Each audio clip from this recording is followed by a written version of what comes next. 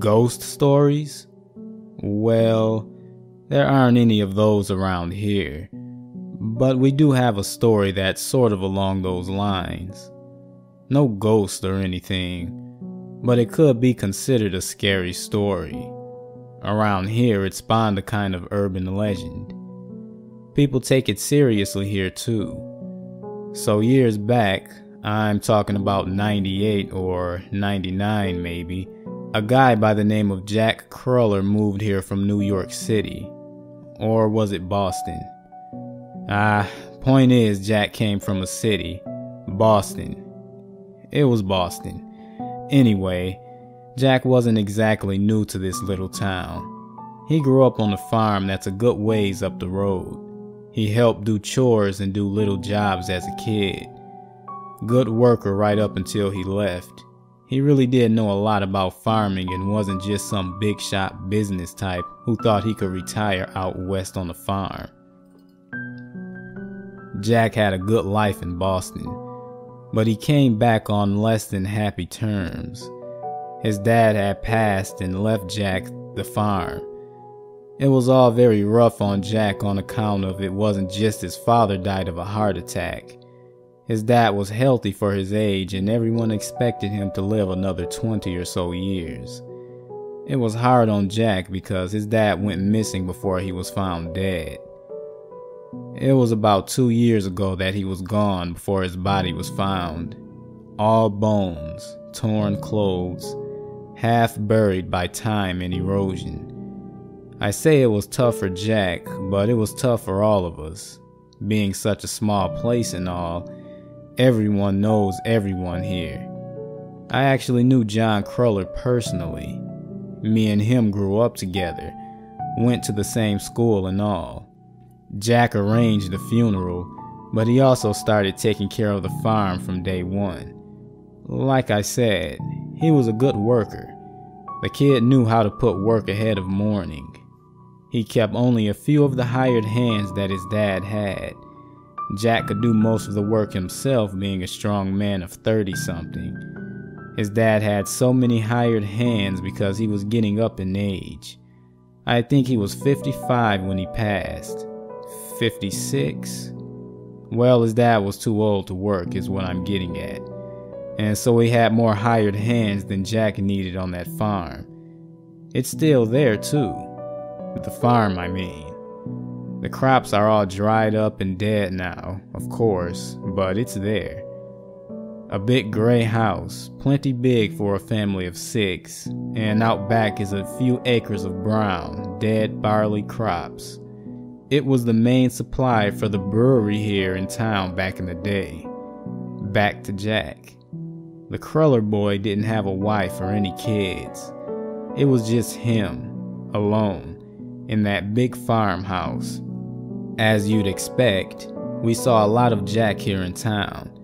He'd make a trip down here twice a week, once on Sunday to hang out at the bar and have a few drinks, and again on Thursday to drop off the barley and buy some groceries for the week. He'd buy the typical stuff, fresh vegetables and fruits and a couple of steaks. This is back when I still worked at the butcher shop here in town, so I saw him every week. One fine Sunday at the bar in early spring, Jack was talking to me and some of the other guys about a pest problem he was having. He said he liked to sleep with the windows open at night since it was getting warmer out. He'd leave the window open to let the warm night air in, then be woken up around 1 or 2 in the morning by a bird flapping around and screeching in his room on the 2nd floor.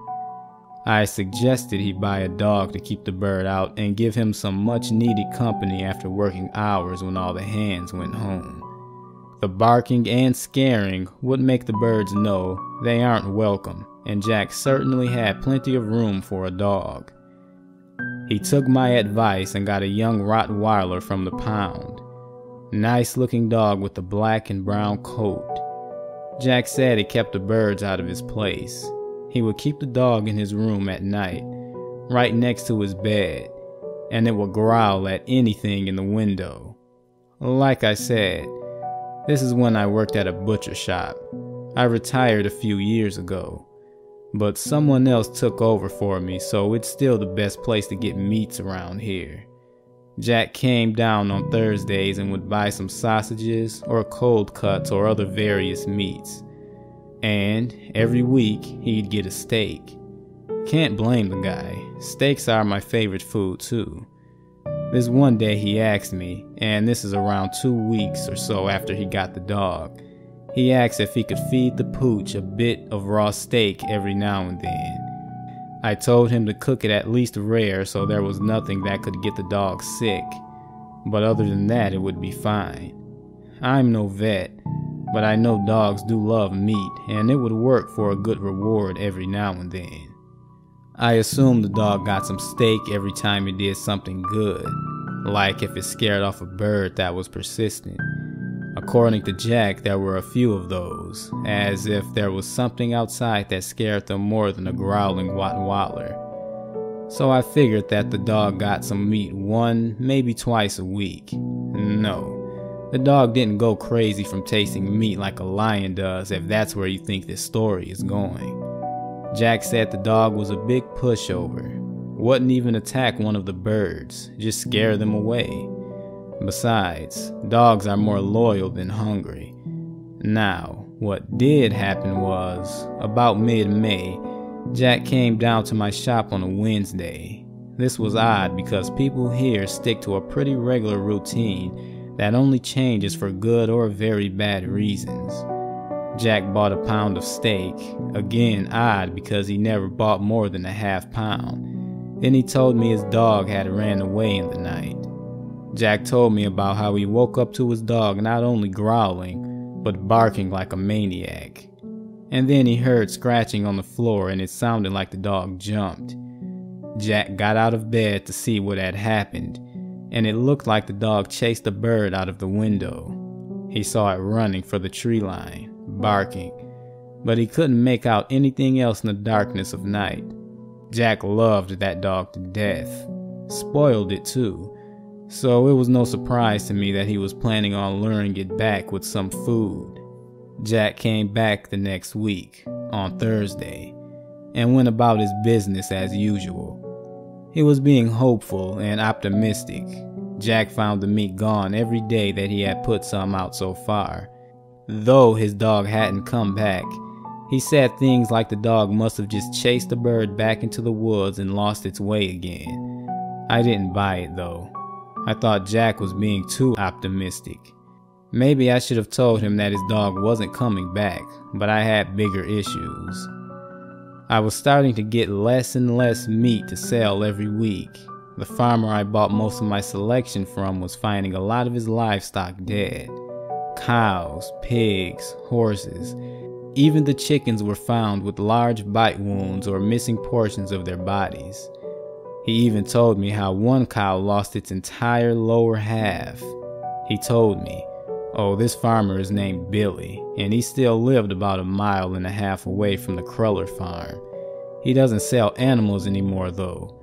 Switched to crops after what happened. So Billy told me he got a look at what was killing off all his animals.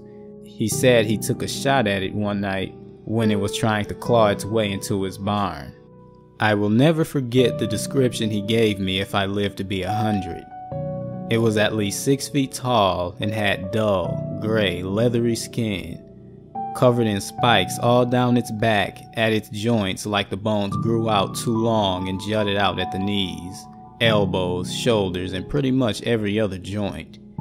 The creepiest part was how Billy described its eyes and mouth. The thing's eyes were too small, tar black circles. They had no shine or reflection in them, as though all light was pulled into them. The eyes sat a few inches above its mouth, a large slit that followed the jawline up far higher than it should, and was filled with small, needle-like teeth. Billy's story spread quickly in this town. There were a lot of mixed feelings about it.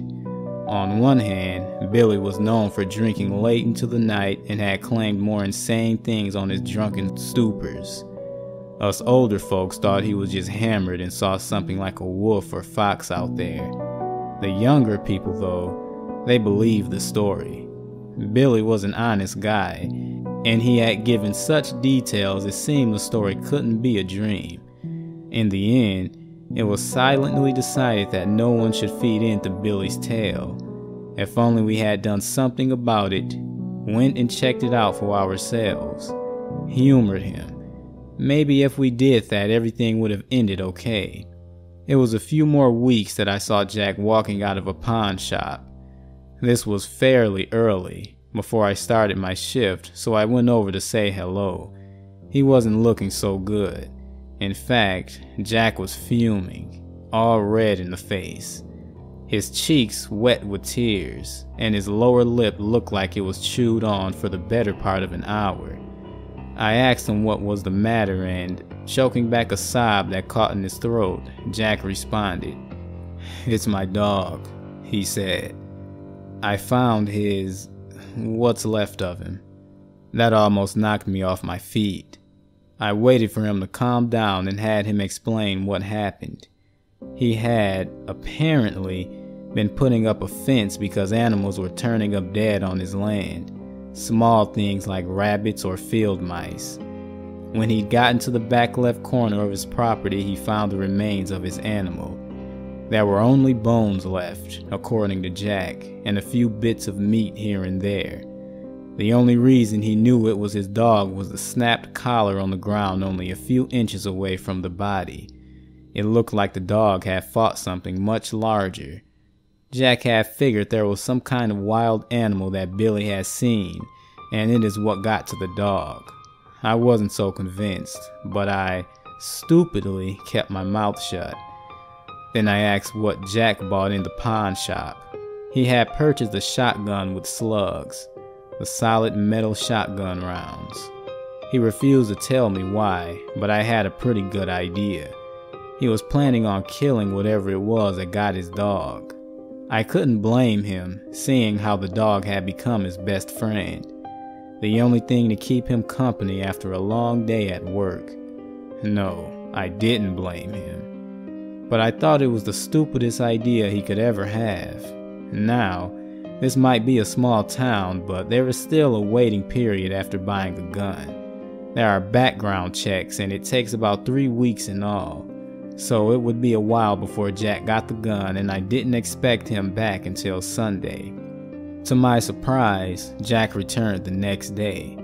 He got everyone who would listen, which was most of us, and began to recount an encounter he had the night before. He saw Billy's monster and described it in very dreamlike details. He said that he had fallen asleep on his front porch, as a lot of us did on warm nights, and woke up to the sound of heavy breathing. Opening his eyes, right there before him stood a monster with dry, pale gray skin, spikes jutting out its joints and all down its back. Jack said the thing tried to grab him too, and he did have some scratches on his arm, but it looked like a fall on rocks could have caused it too. The part that got to us was how the details were so descriptive. Yes, it was dreamlike in how there were very few exact details, but the details that did exist were so powerful and descriptive. How the monster's breath smelled of rotten flesh and citrus, the way it moved in a sluggish and awkward way, as though it couldn't move without hurting itself. And then the same details of the mouth and eyes, 2 very small black holes just above a wide mouth lined with spit and teeth. In the end, it was agreed that Jack had lost his mind from the loss of his pet. Only the few kids who listened actually believed Jack saw a monster that night. He was denied his firearm and the letter went out on Saturday. No one saw Jack on Sunday. At the bar, we assumed he stayed home where there's no smiling faces and the drinks keep coming. If only someone had went to check on Jack, maybe this wouldn't have happened. Thursday came. No Jack. That was a bad sign. After all, if he didn't buy food, it meant he wasn't eating. People were worried, but none of us said anything. We were stupid and hoped he was just going to suddenly get better and stop being crazy. It took a week for anyone to go down and check up on him. One of his close friends, Jim, went down to check up on Jack. He drove his truck down that cracked road with faded yellow paint until he got to the farmhouse. The gray paint looked new then. The barley in the back still golden and shining in the mid-noon sun. The gate out fence was still unfinished, so he climbed over it easily. He then walked up to the blue door and thumped the knocker against the cool wood 3 times. No response. He tried again, faster and more of a panic. 3 quick thumps on the thick wood. When he didn't answer, Jim was concerned and planned on going to town to get the authorities. But as he took one last look at the house when he noticed the bedroom window open, Jim called a few times, relieved that Jack was most likely sleeping off his troubles. He didn't get a response after shouting, so he pulled the ladder out of his truck and leaned it against the house. The first thing Jim said that hit him was the smell. A terrible stench, something akin to roadkill marinated in vomit for a week. Hard to stand something so terrible. He said he was about to climb back down and throw up all over the ground when he saw Jack. He was laying in bed, just as Jim had figured, but he wasn't asleep. He was dead, and worse, he was mutilated. One arm was chewed down to the bone, the skin on his chest ripped off, and his rib cage crushed. Both of his legs were missing a serious portion of muscle. His skull was exposed, one eye missing and his scalp gone. His abdomen had been ripped into as well, the smell coming from bits of meat and organs soaking in Jack's bile. Jim vomited all over the floor. I suppose it goes without saying that no one saw Jack again. The funeral was closed casket, and it was a very solemn day.